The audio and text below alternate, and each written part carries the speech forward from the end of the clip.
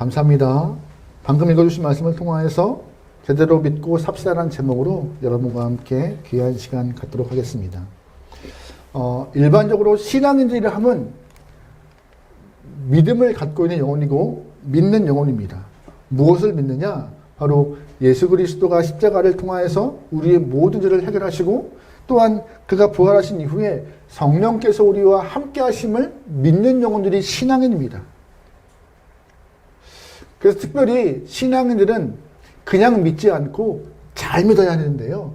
잘 믿기 위해서는 우리가 죄사함에 용서함에 대한 확신을 품고 있어야 됩니다. 예수의 십자가가 우리의 죄를 모두 용서했구나. 그리고 기쁨으로 하나님을 향하여서 예배하며 살아가는 것이 잘 믿는 것입니다. 여러분 다 그런 믿음 갖고 계시죠? 아멘. 다 그런 믿음으로 신앙생활 할 줄 믿습니다. 혹여나 아직은 목사님, 아직은 저한테 기쁨이, 아직은 확실한 믿음이 괜찮아요. 해서 같이 기도하죠. 그리고 같이 믿음 생활하면서 그런 믿음으로 무장할 수 있는 그런 은혜가 속히 임하기를 사모하며 신앙생활하면 좋을 것 같습니다. 사실 우리가 제대로 믿음 생활하면요, 의도하지 않아도 자연스럽게 내 삶에 신앙의 힘이 드러날 수밖에 없어요. 내가 잘 믿고 있다면요, 굳이 노력하지 않아도 신앙의 힘이 그냥 드러나요. 왜요? 해결할 수 없는 죄의 문제가 해결되어서 가벼우니까, 무겁지 않으니까, 기쁘니까요. 또한 죄의 문제를 해결하는 것을 끝나는 것이 아니라 나한테 죄의 문제가 해결되어서 생명, 구원이라는 또 다른 길이 열렸으니까는 참 나에게는 그 큰 선물을 받은 영혼으로서 기쁘게 살 수밖에 없고 자연스럽게 신앙이 들어갈 수밖에 없어요. 저 사람 뭐 있어? 혼자 뭐 이렇게 기분이 좋아? 내가 보기엔 그렇게 쉽지 않은 삶인데 뭐 이렇게 싱글벙글할까? 뭐 이렇게 두려움이 없을까? 라고 많은 사람들에게 보이는 것이 제대로 살아가는 신앙인의 모습이라고 생각합니다. 여러분은 그러기에 그러한 믿음으로 무장하기 소망합니다. 그런데 솔직히 말씀드리면요, 우리의 모습이 믿음 없는 사람들보다 더 엉망일 때가 있어요. 더 염려하고 더 짜증내고 더 절망할 때가 있습니다. 그렇게 믿음이 흔들릴 때가 종종 발생해요. 언제나 굳건한 믿음으로 저 앞에 숙여놨는데 자꾸 믿음이 흔들려요. 1869년에 중국에서 선교를 하던 허드슨 테일러 목사님께서 깊은 절망에 빠졌습니다. 번아웃이죠.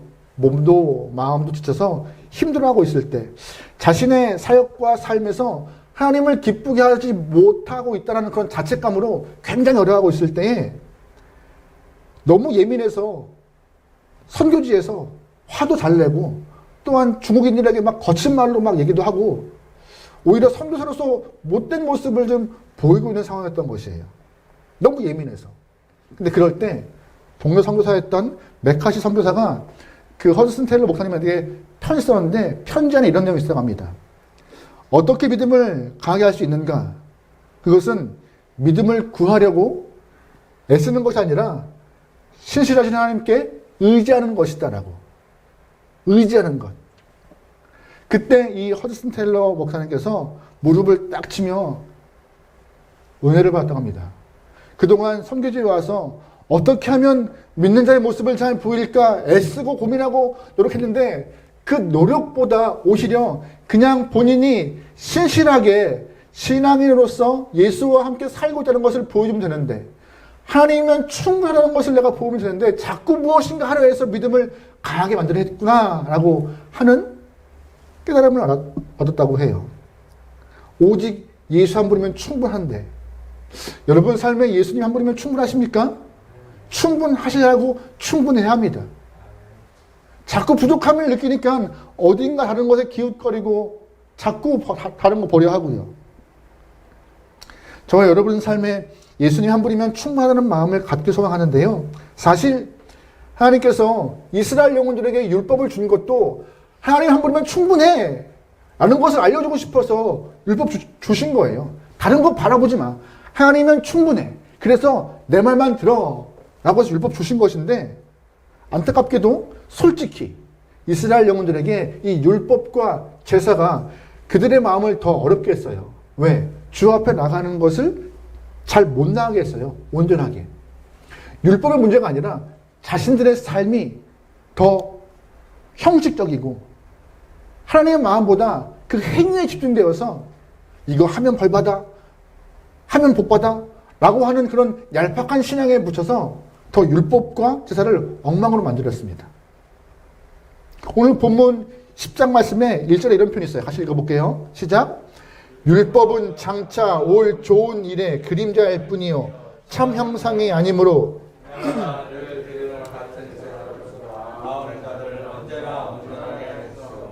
아멘. 1절 말씀에 해마다 늘 드리는 같은 제사라는 표현인데 이게 뭘까요? 늘 해마다 드리는 같은 제사. 평상시에 번제와 화목제로 동물의 피를 뿌리는 제사. 그 제사가 이스라엘 사람들 마음에 온전하게 할 수 없다고 말하고 있는 것이에요. 무슨 말이에요? 속죄제를 많이 드려도 제물을 잡아도 죄 용서에 대한 확신이 없던 것이에요. 그냥 드리는 거구나. 시키는 거니까 하는 거고 그 수많은 제물과 수많은 제사를 드려도 죄 하나 이기지 못하고 마음 하나 바꾸지 못하고 이전엔 안 좋은 습관 하나 바꾸지 못하는 삶을 그들은 경험하고 있던 것이죠. 그러다 보니 신앙이 삶의 힘이 없는 거예요. 믿음이 삶의 힘이 없는 것이고 주의 백성으로 온전히 살 수 없었던 것이죠. 더군다나 시간이 흐를수록 더욱더 형식적이고 꾸역꾸역 해나가는 제사. 그런데 그 모습은 일반 성도가 아니라 제사장들이 더 먼저 보였어요. 그래서 말라기 보면은 제사장들이 제물로 들어오는 좋은 것들 중에서 더 좋은 것들은 뒤로 숨기고 눈먼 것, 병든 것, 저는 것들을 주 앞에 드리는 모습이 발생했어요. 누가? 제사장들이. 그거를 바라보는 성도들은 저렇게 눈먼 것, 병든 것 다 드리는데 우리라고 굳이 흠 없고 티 없는 거 가져갈 필요가 있어요? 없는 거예요. 드리는 자도 엉망이고 집례하는도 엉망이고 그 예배를 받은 하나님이 어떤 마음이셨을까요? 5절과 6절 말씀에 이런 표현이 있습니다. 그러므로 주께서 세상에 마실 때에 이르시되 하나님이 제사와 예물을 원하지 아니하시고 오직 나를 위하여 한 몸을 예배하셨다. 번제와 속죄제는 기뻐하지 아니하신다. 엉망으로 드렸던 너희 예배, 저는 것 병든 것 형식적으로 드린 너희 예배 나 기뻐하지 않아.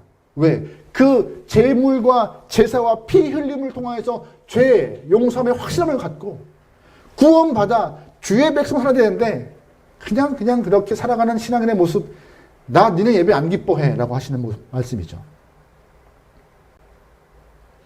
하나님이 정말 좋아하시는 제사인데 정말 좋아하시는 예배인데 기뻐하지 않으시는 거예요.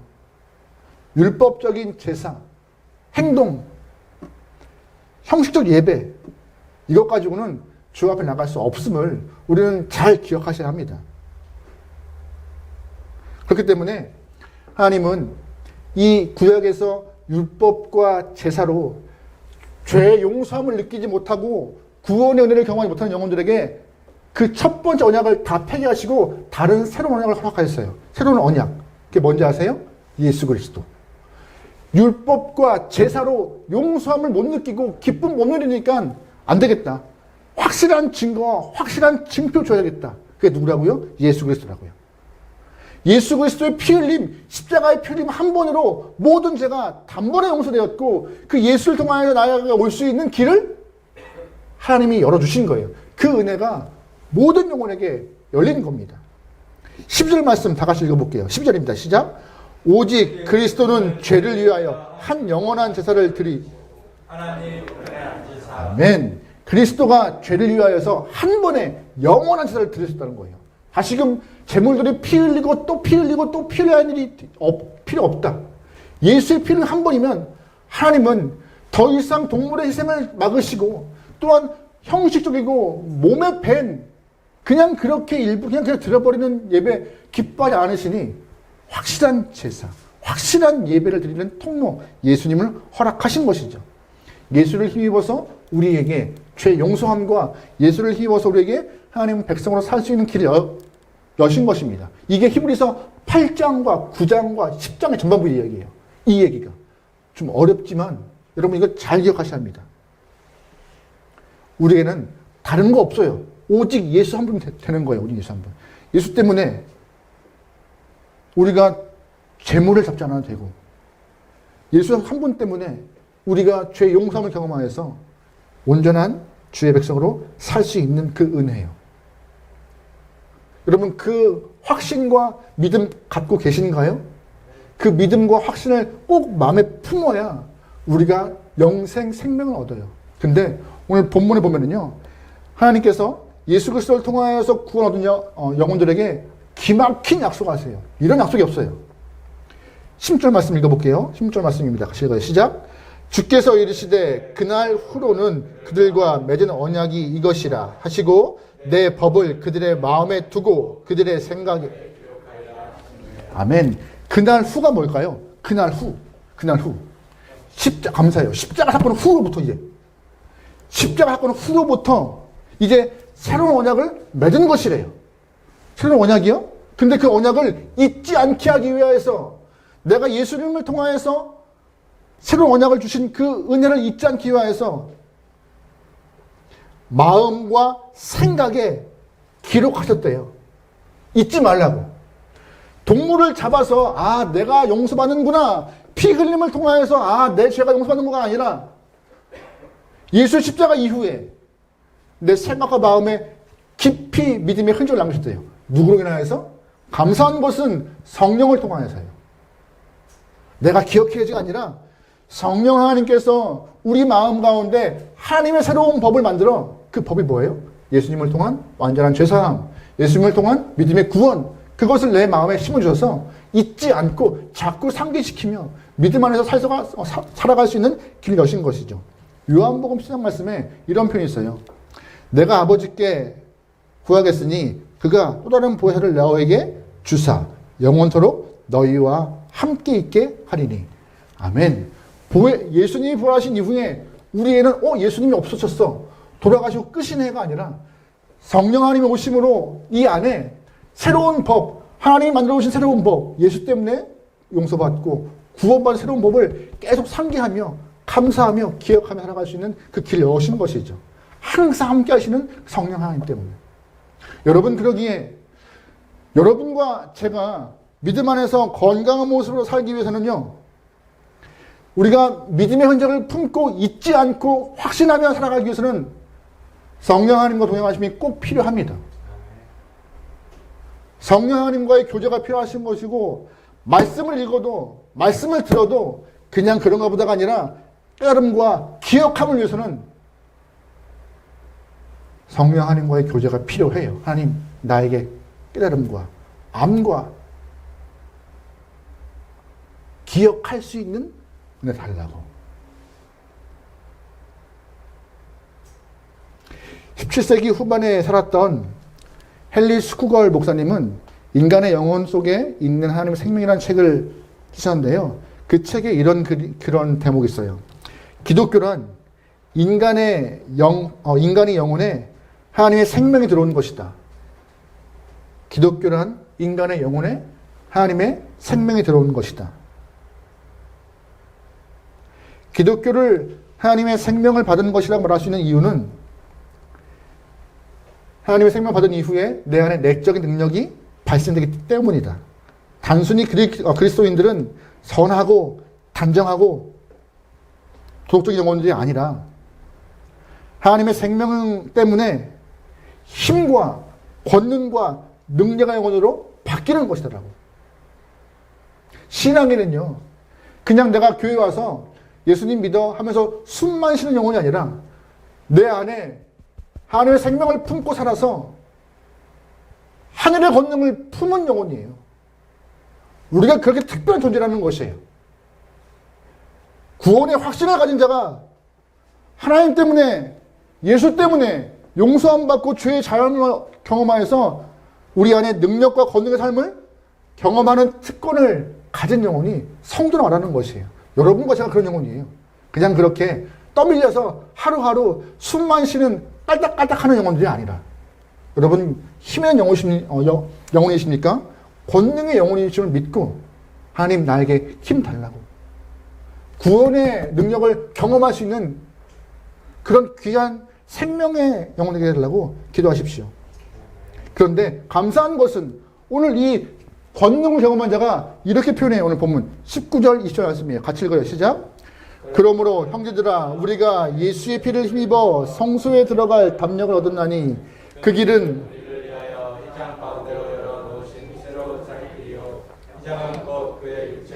아멘. 잘 보시면 이제 예수님의 그 보혈을 통하여서 죄사함의 확신과 구원 얻은 자가 어떠한 모습이래요? 성소로 들어가는 모습이래요. 성소로 들어가는 모습. 이게 히브리서 기자가 말하고 싶은 핵심이에요. 이게 우리는 이전과 같지 않다. 성소로 들어갈 수 있는 담력과 힘을 얻은 특권을 가진 영혼이라고 말하고 싶은 거예요. 성소로 들어간다. 여러분 성소가 어떤 곳인지 아세요? 성소가요. 하나님의 임재를 상징하는 귀한 곳이에요. 아무나 못 들어가요. 또한 거기에는 성소는 특별한 곳이라서 오늘 본문에 있는 휘장이 덮여있는 곳이에요. 휘장으로. 성소와 일반 성전이 갈리는 곳이에요. 아무나 못 들어가요. 그렇게 특별한 곳이고 구별된 곳이에요. 또한 인간은 죄 때문에 그 성소에 못 들어가요. 들어가고 싶으면 1년에 한 번 목숨 걸고 제사장이 자기의 죄를 회개하고 들어가는 거예요. 목숨 걸고. 특별한 공간. 이 지구상의 하나님이 특별한 공간으로 성소를 만드셨고 그 성소 안에 들어오지 마 하셨는데 중요한 것은 예수를 향한 구원의 확신과 죄사함의 확신이 있는 자가 이 성소에 들어갈 수 있는 특권을 경험하고 있다는 것이에요. 무슨 말이에요? 내가 예수를 아버지라 부를 수 있는 자격을 얻은 것이에요. 그 전까지는 제사장이 대신 집례해야 됐고 그 전까지는 누군가 중간자가 꼭 있어서 내가 직접 주님을 부르지 못했지만 이 이후로는 예수님을 부르고 찾고 간구하고 구하는 그 자리로 내가 승격된 거예요. 예수님 때문에. 여러분 다 그런 영혼들이신 거예요. 부르셔도 돼요. 예수님 부르고 하나님 찾고 간구하시고 달라고 떼서도 돼요. 왜? 하나님의 약속이니까요. 감사한 것은 오늘 본문 19절의 말씀에 우리가 그렇게 권능 가진 이유가 뭐예요? 19절 예수 피를 힘입어.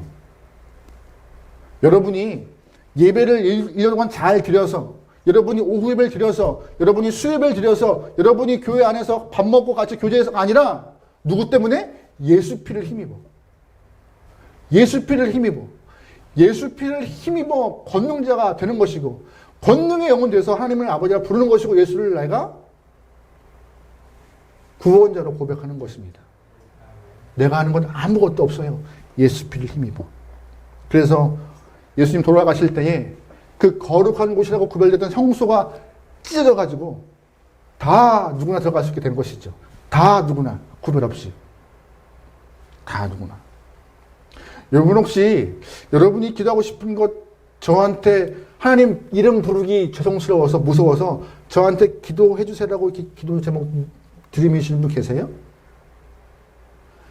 하나님 앞에 하나님 저 너무 죄스러워서 얼굴도 못 들겠어요 라고 하면서 목사님이 대신 좀 회개해 주세요라고 저한테 오신 분 계세요?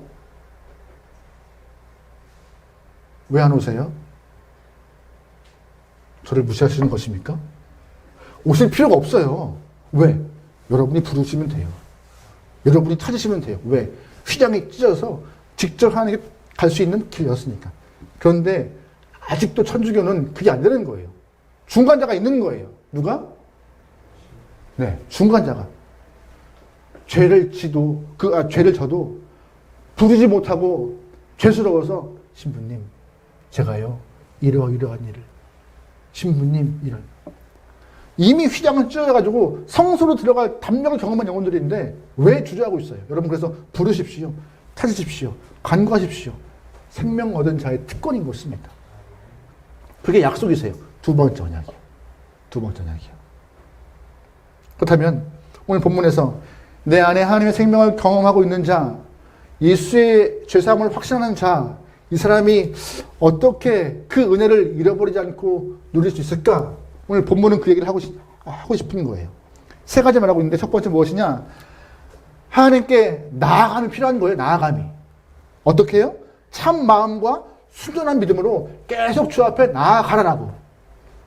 22절 말씀 읽어보겠습니다. 22절입니다. 시작. 우리가 마음의 뿌림을 받아 악한 양심으로부터 벗어나고 몸은 맑은 물로 씻음을 받았으니 참 마음과 온전한 믿음으로 하나님께 나아가라. 아멘. 예수의 피로 씻음 받은 우리가 가장 중요한 것은 다른 것이 아니에요. 나아가는 것이에요. 어디요? 교회 밖으로 나가라는 것이 아니에요. 어디로 가요? 주님 품으로 계속 가라는 거예요. 가라. 이 주님 품으로 가는 것이 아까 말씀드린 성소로 가는 것과 똑같은 거예요. 주님을 부르짖고 주님을 향해 가라. 매일매일 하나님을 찾고 듣고 내 삶이 변화해서 때를 따라 돕는 것을 동료를 받는 것이 신앙인의 큰 특권이잖아요. 또한 중요한 것은 20절 말씀에 나아가되 어떤 모습이요? 참 마음과 온전한 믿음이요. 그냥 나아가는 것이 아니에요. 하나님을 향한 참 마음과 온전한 믿음을 품고 나가는 것이에요. 참 마음과 온전한 믿음이 무엇이냐? 앞에서 언급하는 것들. 예수의 보혈로 씻음 받고 용서함 받는 확신. 내 안에 예수의 흔적이 있다는 확신을 가지고 나아가라. 나아가는 자에게 하나님이 손을 뻗으실 것이다. 아마 이런 마음, 참 마음과 온전한 믿음으로 주 앞에 나가는 영혼들에게는요, 그들의 예배는 확실히 변할 것입니다. 우리가 매주 일주일마다 예배를 드려요. 여러분 매주 일주일 예배마다 기쁘신가요? 아니면 끌려오시나요? 꾸역꾸역 드리시나요? 죄송하지만 여러분 점검하셔야 돼요. 내 예배가 일주일에 한 번 드리는데 이 일주일에 한 번 예배가 참 마음과 온전한 기쁨이 없다. 그러면 이 확신이 없는 거예요. 죄사함의 기쁨도 없고 용서의 확신도 없고 생명 주심의 감사함도 없고 그 예배가 어떻게 즐겁겠어요? 어떻게 뜨거워요? 안 뜨겁죠. 뜨거우면 이상한 거죠.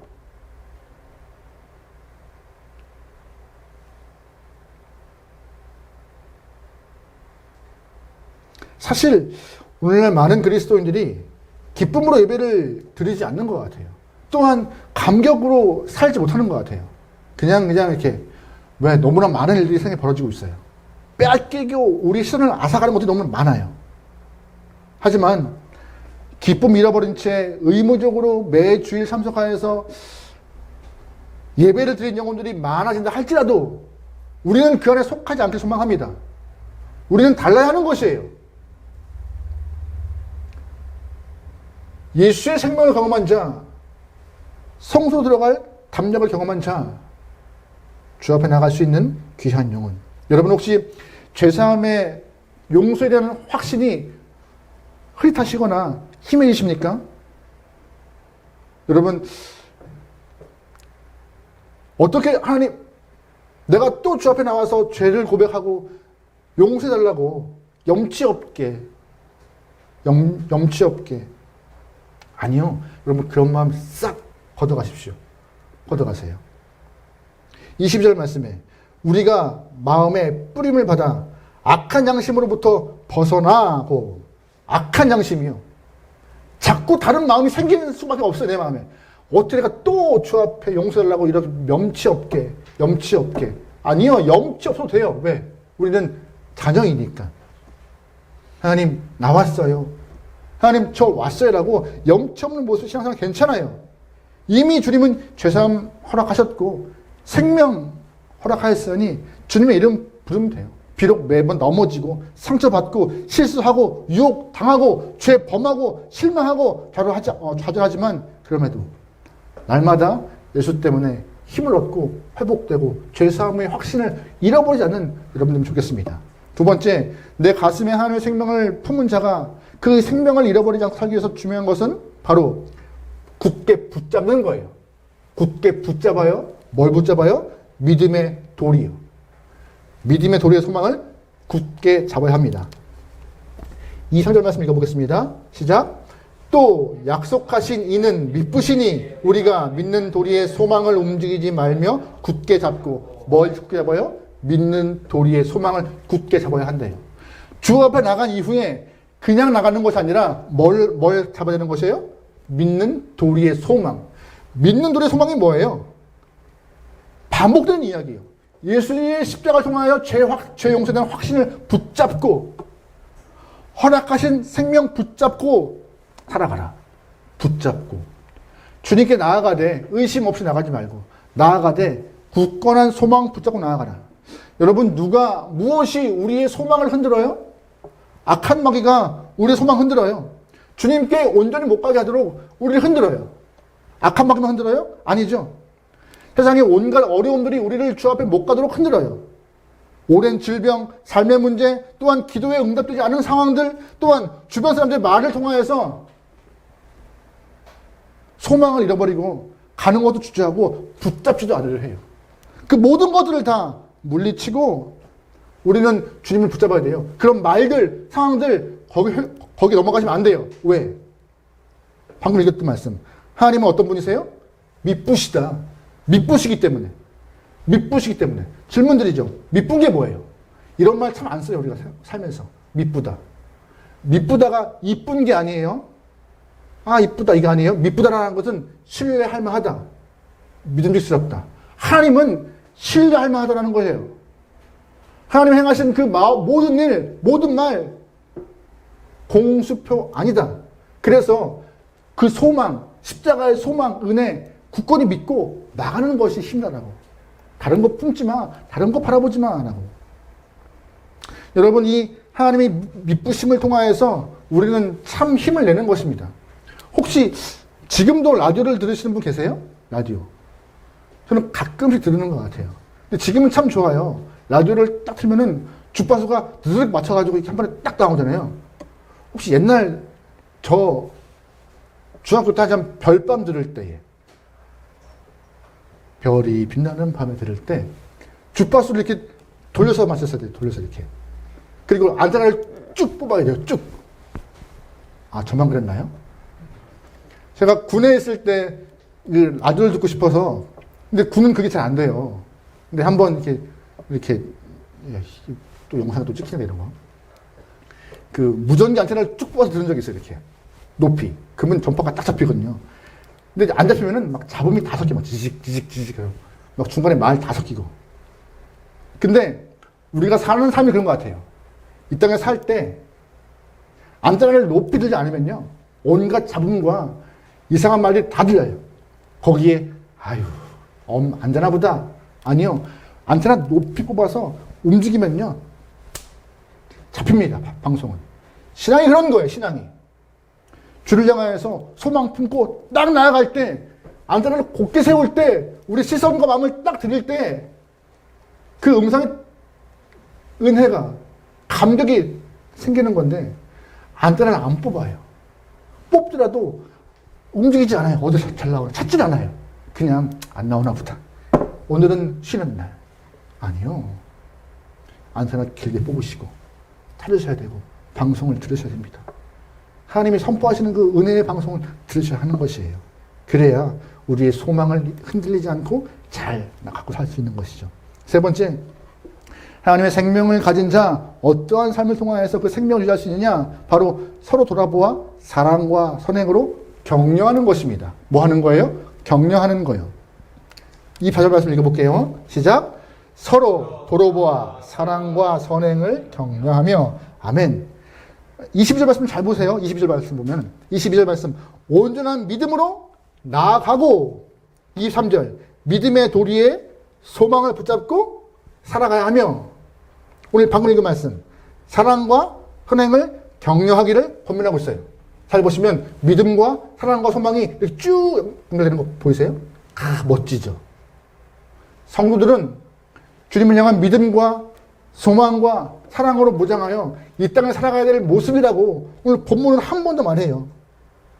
초대교회 영혼들이 신앙의 핍박을 경험하고 있을 때 용기 잃지 않고 끝까지 믿음을 지켜 살아갈 수 있던 것은 성도 안에서의 격려와 보듬음과 공동체성을 회복하여서 그들의 믿음을 잘 지켜낸 것입니다.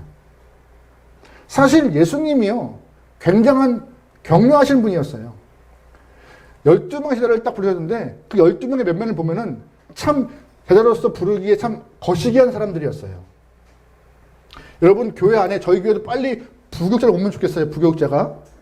한 번도 안 해봤는데 저도 면접 좀 봤으면 좋겠어요. 평생 면접을 봤던 사람이거든요. 교수님들 앞에서 담임 목사님 앞에 맨날 면접 보고 저 이런 사람이라 했는데 저도 언젠가는 이력서 받고 면접 보면서 죄송합니다. 안 될 것 같아요. 이렇게 좀 해봤으면 좋겠어요. 이렇게 좀. 근데 예를 들어서 예수님이 면접 보고 12명 뽑았나요? 아니었어요. 면접이요? 그냥 오라. 그냥 오라. 오라. 오면서 왔던 12명이 실수 많았잖아요. 참 제자인가 할 만큼. 근데 그들을 격려하고 보듬고 끝까지 가신 분이 예수님이세요. 저같이 제 속마음같이 이게 아니라 끝까지 예수님. 여러분은 그러지 않으세요? 여러분 기준 딱 해놓고 신앙인들은 공동체 안에서 서로 격려하며 같이 믿음을 커나게 하는 것이 중요한 모습이에요.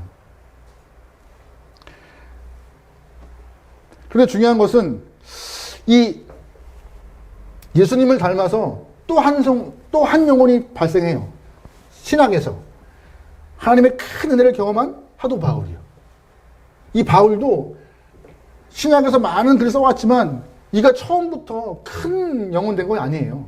예수를 핍박하고 예수 믿는 자를 막 잡아 가두는 일이 있었는데 다메섹에서 하나님을 경험하고 회심하여 다시금 믿는 영혼에게 갔어요. 나 회개했어. 나 은혜 받았어. 나 진짜 하나님 믿어 이제.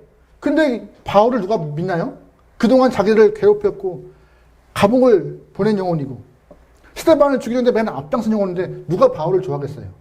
근데 그런 바울을 예루살렘 교회로 인도한 영혼이 있어요. 누구죠? 바나바요. 바나바. 다 바울 아니야. 죄 안 변해. 뼛속까지 안 변한 영혼이 하지만 은혜 경험한 그 바울을 딱 캐치하고 바나바가 아니야. 이 바울이 변했어라고 인도한 게 바나바예요. 바나바가 누구예요? 위로자, 격려자, 돕는자예요. 한 번도 온 게 아니에요. 나중에 바울이 고향 다소로 가요. 그때 바울을 내팽개치지 않고 안디옥교로 다시 불러서 사역을 시킨 게 바나바예요. 다시 와 하면서. 우리 안에서 그런 사랑과 사랑의 격려함이 필요하다고, 생명 얻은 자의 모습이 그렇게 드러나야 한다고 오늘 본문은 말하고 있습니다. 교회는 그런 곳이에요.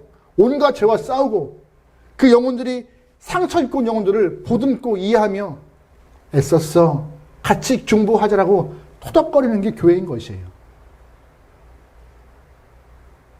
우리 안에 그런 뜨거운 교제가 있길 소망합니다.